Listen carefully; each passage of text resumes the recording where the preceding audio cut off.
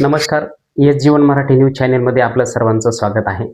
आपण बघू शकतो की नगरपंचायत आणि नगरपालिका यांच्या निवडणुकीचा आजचा शेवटचा दिवस आहे आणि प्रचाराचा हा धुराळा चालू आहे.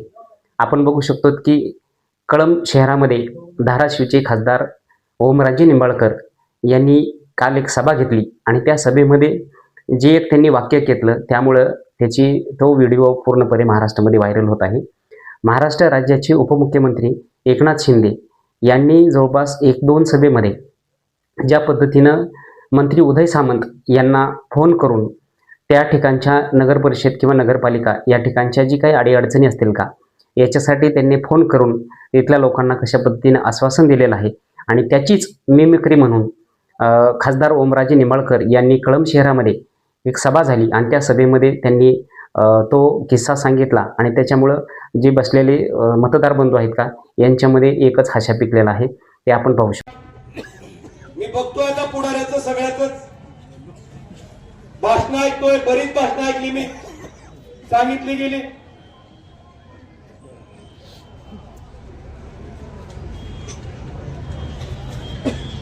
हॅलो उदयजी, ती नको. मी आता कळंब मध्ये आलोय. मी एकनाथ शिंदे बोलतोय. उदयजी तुम्हीच का मंत्री? हो हो साहेब बोला.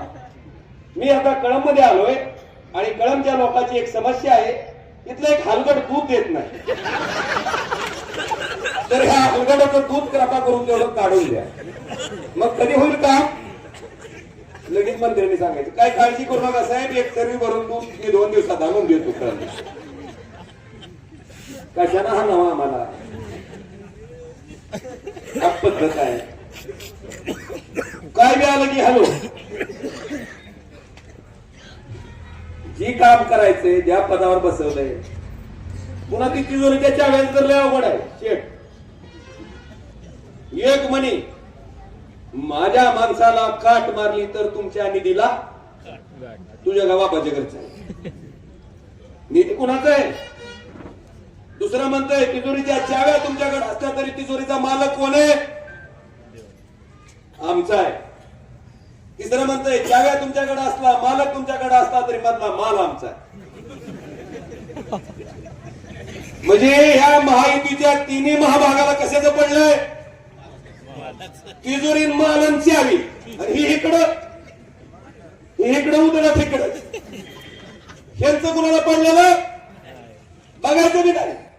तिजोरी माल चावी ह्या विचाराचे